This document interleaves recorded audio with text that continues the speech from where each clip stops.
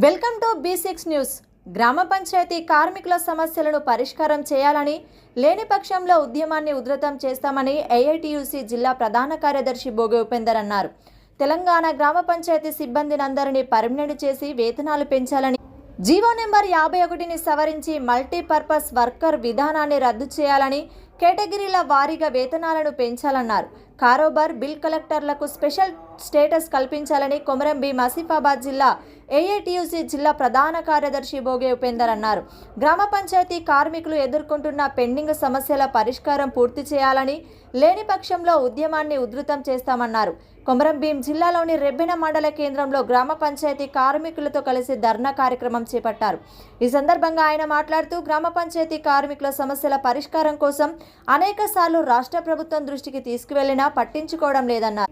గ్రామ పంచాయతీ కార్మికులను పర్మనెంట్ చేయాలని, వేతనాలను పెంచాలని, బకాయి వేతనాలను చెల్లించాలని, తదితర సమస్యలపైన ప్రభుత్వం స్పందించి తక్షణమే గ్రామ పంచాయతీ కార్మిక ఉద్యోగ సంఘాల JSCతో చర్చలు జరపాలని ప్రభుత్వానికి విన్నవించినప్పటికీ ఏమాత్రం సమస్యలపైన దృష్టి పెట్టనందున సమస్యల పరిష్కారానికై రాష్ట్ర వ్యాప్తంగా ఆందోళన పోరాటాలతో పాటుగా డిసెంబర్ 27, 28 తేదీలలో 2 రోజుల పాటు టోకెన్ సమ్మెకు వెళ్తున్నామన్నారు. గత PRC ప్రకారం గ్రామ పంచాయతీ కార్మికులకు 19,500 రూపాయల కనీస వేతనం ఇవ్వాలని, అప్పటి వరకు మరి జీవో నెంబర్ 60 ప్రకారం 15,500 రూపాయల నుంచి మొదలు పెడితే 26,000కు, అంటే ఈ దేశ అత్యున్నత న్యాయస్థానం చెప్పినట్టు 26,000 రూపాయల కనీస వేతనం చెల్లించాలని ఈ వేదిక నుంచి AITUC పరంగా రాష్ట్ర ప్రభుత్వాన్ని డిమాండ్ చేస్తున్నాం.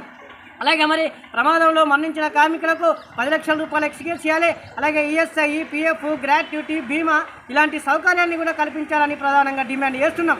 మరి గతంలో ఏదైతే అంటే ముఖ్యమంత్రిగా కాకముందు రేవంత్ రెడ్డి గారు చెప్పారు, ఎన్నికల సమయంలో గ్రామ పంచాయతీ కార్మికుల సమస్యలన్నీ కూడా మేము పరిష్కరిస్తాం, వాళ్ళకు ఉద్యోగ భద్రత కల్పిస్తామని చెప్పిన ప్రభుత్వం నేటికి సంవత్సర కాలమైనా కూడా అనేక దఫాలుగా ముఖ్యమంత్రి గారిని కలిసాం, అలాగే చీఫ్ సెక్రటరీ గారిని కలిసాం, పంచాయతీరాజ్ మినిస్టర్ గారిని కలిసాం. ఇలా అందరినీ కలిసినా కూడా సమస్యలు పరిష్కరించడంలో రాష్ట్ర ప్రభుత్వం రేపు మాపు అంటూ కాలయాపన చేస్తుంది.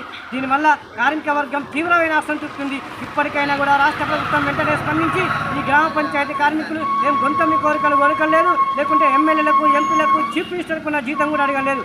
ఈ దేశ అత్యున్నత న్యాయస్థానం చెప్పింది సమాన పనికి సమాన వేతనం అని చెప్పింది. మరి అలాగే ఆ వేతనం కూడా చెల్లించే పరిస్థితి ఉంది. సీనియర్గా ఎందుకంటే కారోబార్లు కానివ్వండి, బిల్ కలెక్టర్లు కానివ్వండి, వీళ్ళ రిటైర్మెంట్ దగ్గరికి వస్తుంది. ఇప్పటి వరకు కూడా వీళ్ళకు రిటైర్మెంట్ బెనిఫిట్స్ కల్పించలేని దౌర్భాగ్యమైన స్థితిలో ఈ రాష్ట్ర ప్రభుత్వం ఉంది. వెంటనే మరి రాష్ట్ర ప్రభుత్వం ఈ బిల్ కలెక్టర్లు, కారోబార్లు, ఇతర చదువుకున్న వాళ్ళు ఎవరన్నా ఉంటే వాళ్లకు స్పెషల్ స్టేటస్గా వాళ్లకు సహాయ కార్యదర్శిగా నియమించాలని ప్రధానంగా డిమాండ్ చేస్తున్నాం. ఎందుకంటే వాళ్ళు గత అనేక సంవత్సరాల నుంచి పంచాయతీలో కార్యదర్శి విధానం లేకపోయినా ఆ బిల్ కలెక్టర్లు, ఆ కారోబార్లు ఆ యొక్క గ్రామ పంచాయతీ వ్యవస్థను తమ భుజ స్కంధాలపై వేసుకొని ఈరోజు గ్రామ పంచాయతీలకు అవార్డులు, రివార్డులు వస్తున్నాయంటే అది నిజంగా వాళ్ళ క్రెడిట్.